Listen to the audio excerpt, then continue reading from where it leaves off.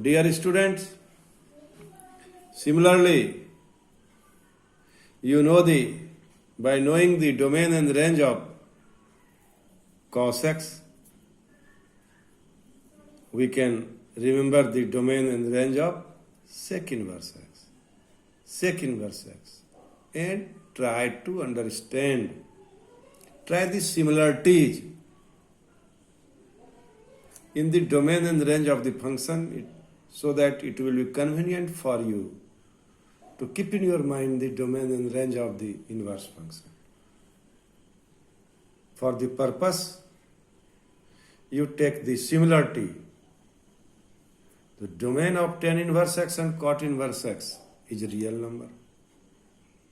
Domain of cosec inverse x and sec inverse x, both are real number minus open interval minus 1 to 1. And for the range, we only subtract where sec x doesn't exist. The sec x doesn't exist as pi by 2. So in the domain of cos x, we will subtract pi by 2. Similarly, here in the domain of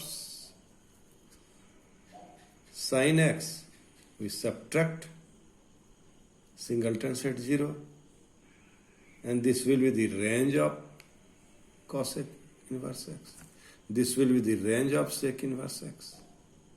And now, domain of tan inverse and cot inverse x, both are same, real number.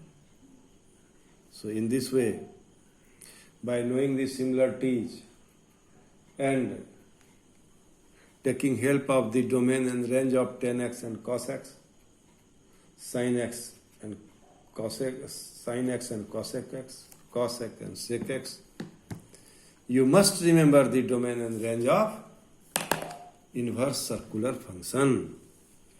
I have already sent you the list of domain and range of these function and graph also. You must draw the graph, you must see the graph, and I will draw the graph one by one daily. Because if we draw the graph of all function in a day, then it will be boring and it will take too much time. So I have decided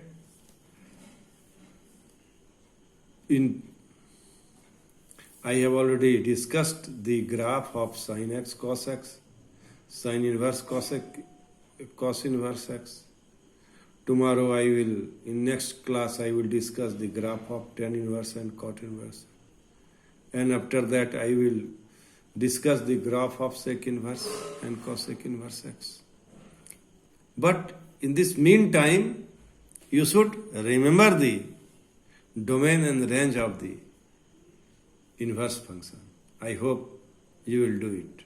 I am fully confident that you follow my instruction so that it will be helpful in solving the problems. You will feel no problem if you will follow me, if you will follow the suggestions.